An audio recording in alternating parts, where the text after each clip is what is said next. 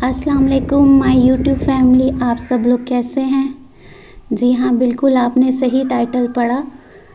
बस ज़िंदगी कुछ इस तरह से स्लो हो गई कि चलते चलते मैं हॉस्पिटल पहुंच गई और मुझे 4 साल के बाद दोबारा अल्सरेटिव कोलाइटिस का अटैक हुआ है और अब की दफ़ा इसके साथ साथ मुझे आईबीएस का भी अटैक हुआ है और मेरी तबीयत बहुत ज़्यादा ख़राब हो गई।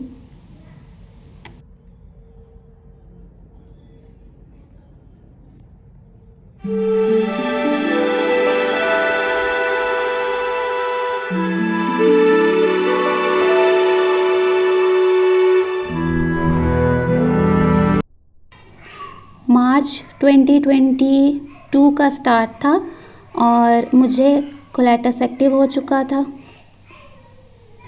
अच्छा, इस दफ़ा जो मुझे कोलाइटिस एक्टिव हुआ तो इसके सिम्टम्स काफ़ी डिफरेंट थे। ना तो मुझे डायरिया हुआ और ना ही जो है वॉमिट्स, कुछ भी ऐसा नहीं था। सिर्फ़ और सिर्फ ब्लीडिंग।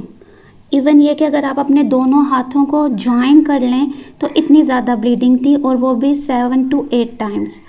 और मैं अपनी मेडिसिन रेगुलर ले रही थी और अपने डॉक्टर से जो कि पाकिस्तान में हैं उनसे मैं प्रॉपर कनेक्शन में थी, लेकिन दिन में 7 से 8 दफ़ा मुझे ब्लीडिंग होती थी और इतना पेनफुल था और मैं यूट्यूब के ऊपर ऐसे बिल्कुल भी आपको शो नहीं कर सकती थी। और वरना कई दफ़ा मेरा दिल चाहा कि मैं रिकॉर्ड करूं, मैं पेन में हूं, लेकिन मैं नहीं कर सकी। इसके अलावा ये है कि मुझे लेफ़्ट साइड का कोलाइटिस है और मुझे क्रैम्प्स बहुत ज़्यादा स्टार्ट हो गए थे। क्रैम्प पड़ते थे, ऐसे दर्द उठती थी और उसके बाद वॉशरूम जाना पड़ता था। मेरी जो बेटी है वो वॉशरूम के बाहर खड़ी रहती थी कि मम्मा वॉशरूम से आएंगी, तो वो फिर मेरा हाथ पकड़ के मुझे बाहर लेकर जाती और मैं बिल्कुल भी चल नहीं पा रही थी। और मार्च का महीने में बच्चों को स्कूल से स्प्रिंग ब्रेक हुई थी, 18 हॉलीडेज़ वो थी। उसके बाद पूरा रमज़ान मैं अपनी बेटी को स्कूल नहीं भेज सकी। और ये आप देख रहे हैं कि फ़र्स्ट डे जब मैं गई थी और उन्होंने मुझे ट्रीटमेंट दिया, स्टेरॉइड्स इंजेक्शंस लगाए थे। अच्छा, यहाँ पे पहले तो जाते साथ क्योंकि डॉक्टर अवेलेबल नहीं था, फिर मुझे उन्होंने डॉक्टर ऑफ इंटरनल मेडिसिन ने ट्रीट किया क्योंकि ये था कि इतनी ज़्यादा मैं एनीमिक हो चुकी थी, मैं कोलैप्स ना कर जाऊँ। और उन्होंने मुझे इमरजेंसी में ट्रीट किया, ब्लीडिंग रोकने के लिए इंजेक्शंस दिए, स्टेरॉइड्स दी और उन्होंने मेरा ट्रीटमेंट किया। मुझे मालूम है कि हर रात के बाद एक नया सवेरा होता है, लेकिन जब ज़िंदगी में रातें लंबी हो जाएं तो गुज़रना मुश्किल हो जाती हैं। सारी सारी रात मुझे नींद नहीं आती थी, इवन कि मैं प्रॉपरली बोल भी नहीं पा रही थी। और ये वीडियो मैं एडिट कर चुकी थी, लेकिन मैं इस काबिल ही नहीं थी 2 मंथ्स के मैं थोड़ा सा भी बोल पाऊँ। मैं अगर 1 सेकंड भी बोलती थी तो मेरा फेस और मेरा जो जॉ लाइन थी वो सब पेन करने लग जाती थी। अच्छा, उसके ऊपर एक बात ये थी कि मेरी वेंस बहुत बारीक हैं, मेरी वेंस नहीं मिलती। और फिर डॉक्टर ने सजेस्ट किया कि मुझे आयरन के जो है इंजेक्शंस वो लेने हैं अल्टरनेट डेज़ पे। मैं हॉस्पिटल जाती थी और मुझे इंजेक्शंस लगते थे। स्टेरॉइड इंजेक्शंस के साथ साथ डॉक्टर ने मुझे प्रिस्क्राइब किया कि मुझे टैबलेट्स भी स्टार्ट करनी है स्टेरॉइड्स, और जो मेन मेडिसिन थी उसके अलावा उन्होंने मुझे एनीमास भी स्टार्ट करवा दिए 15 डेज़ के लिए। तो प्रॉपर मेरी मेडिकेशन स्टार्ट हो चुकी थी और मेरे जो डॉक्टर हैं पाकिस्तान में उन्होंने मुझे रिकमेंड किया था कि अब मेडिसिन असर नहीं करें and you should go to the hospital. और उनके कहने के मुताबिक फिर मैंने हॉस्पिटल में गई थी और वहाँ पे मेरा ट्रीटमेंट हुआ और अब मैं स्टेरॉइड्स के ऊपर हूँ। 1 महीना और 25 दिन लिटरली ऐसा ही था कि मुझे सारी सारी रात नींद नहीं आती थी और मैं यहाँ बालकनी में खड़ी हो जाती थी फजर की अज़ान के बाद। उसके बाद कहीं जाके जब मुझे पेन कम होती थी तो मुझे नींद आ जाती थी। एक्चुअली मैं हॉस्पिटल जाने से बहुत ज़्यादा खौफज़दा थी, लेकिन अल्हम्दुलिल्लाह मुझे काफ़ी अच्छा ट्रीटमेंट वहाँ पे मिला।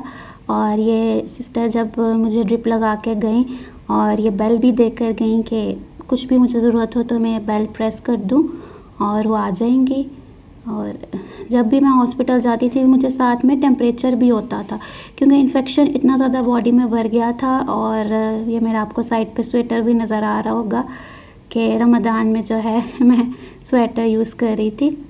और यहाँ मैं आपको बताती जाऊँ, आपको मोस्टली इस वीडियो में मेरे इसी हाथ के ऊपर आपको लगे नज़र आएगा कि मुझे ये आईवी लाइनर लगा हुआ है, क्योंकि मेरी वेन्स बहुत ज़्यादा बारीक हैं और सिर्फ मेरे राइट हैंड के ऊपर यही एक वेन थी जिसको बार बार यहाँ पे मुझे अल्टरनेट डे पे ड्रिप्स लग रही थी, इंजेक्शंस लग रहे थे।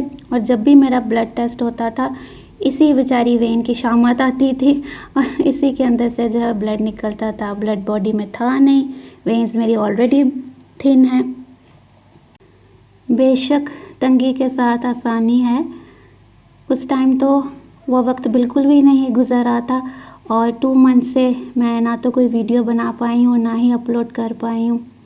लेकिन ये ज़िंदगी है, इसका काम है कि ये चलती जाएगी। और आप सबका बहुत बहुत शुक्रिया, बहुत सारे लोगों ने और बहुत सारी जो मेरी फ्रेंड्स जानती हैं उनकी दुआएं हैं और मैं आहिस्ता आहिस्ता इम्प्रूव कर रही हूँ। अभी भी मेरी एक ड्रिप बाकी है, ये देखिए, ये फिर उसी मेरे हाथ के ऊपर जो है मुझे जो है उन्होंने ड्रिप लगाई थी, क्योंकि बाकी अगर वो ट्राई भी कर रही थी तो मेरी वेन्स रप्चर होती जा रही थी।